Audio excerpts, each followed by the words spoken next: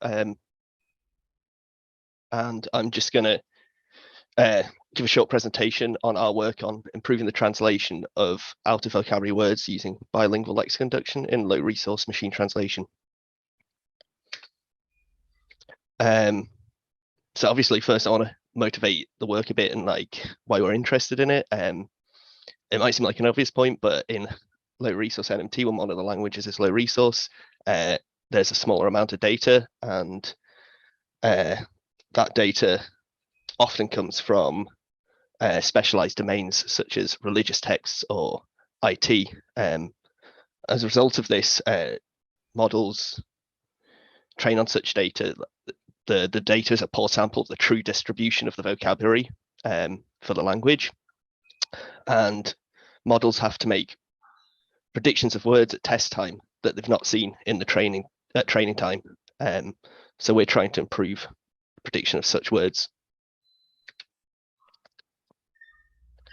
So we know that we're trying to improve the predictions of target side out of vocabulary words. And we try and do this by leveraging monolingual data to generate a pseudo-parallel data set, because monolingual data is generally more abundant. Obviously, this is widely used technique, for example, back translation, and however, these improvements are often reported in terms of automatic sentence level metrics such as Blue Score, which raises the question of how effective are these techniques at actually learning out of vocabulary words, or do they just improve overall model performance?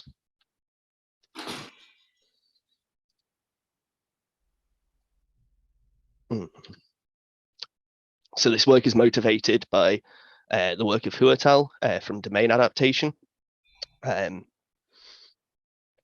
And they find that word-for-word back translation using a dictionary more frequently results in direct supervision of out-of-vocabulary words in the pseudo-parallel dataset. And here, direct supervision is defined when a synthetic sentence pair contains a correct translation of an out-of-vocabulary target side word on the source side. However, this comes at the cost of fluency. And here we've got an example of the Pashto word for casualties, and then a word-for-word back translation with casualties. And then at the bottom, you have the back translation, which is more fluent, but has the word victims instead. The process for this is to train bilingual word embeddings, extract a dictionary, and then word-for-word back translate. And if a word's not in the dictionary, to copy it. Compared to the work that motivated by Hu and al, which aim to predict target side words from a specific domain correctly, our goal is to correctly predict items from a more varied monolingual vocabulary, which are not present in a restricted parallel vocabulary.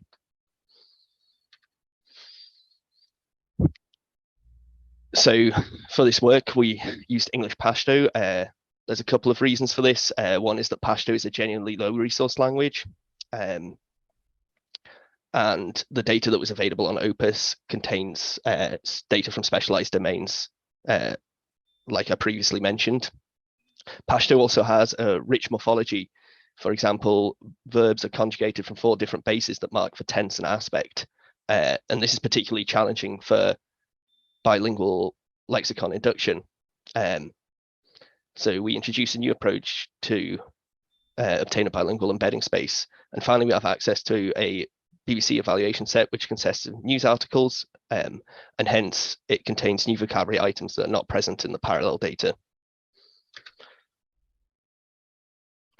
So here we have the sort of standard approach for bilingual lexicon induction. So you train 2 sets of word embeddings independently, and then perform a linear mapping between the 2, which can be seen. A shows the 2 independent spaces, and then you have a C dictionary, or there's some unsupervised methods that perform a mapping, and then you iteratively map the 2 spaces on top of each other. The assumption here is that the 2 embedding spaces are isomorphic, so that words in both languages are in the same vector space once they've been mapped. However, for languages that are linguistically distant or culturally distant, this assumption doesn't hold. One solution to this proposed by Lung et al. Is joint training, which has been shown to obtain a more isomorphic embedding space for linguistically distinct languages. And it uses parallel data to train along with automatically extracted word alignments. Whenever a word in one language is aligned to a word in language 2, word 1 is used to predict the context of word 2 in language 2. So in this diagram, if I think this is casualties again, and here the word casualties would be in English, you predict the English context for the Pashto word if they're aligned. However, because it uses automatically extracted word alignments, this only works for parallel data, and we're interested in vocabulary items from the monolingual data. So this is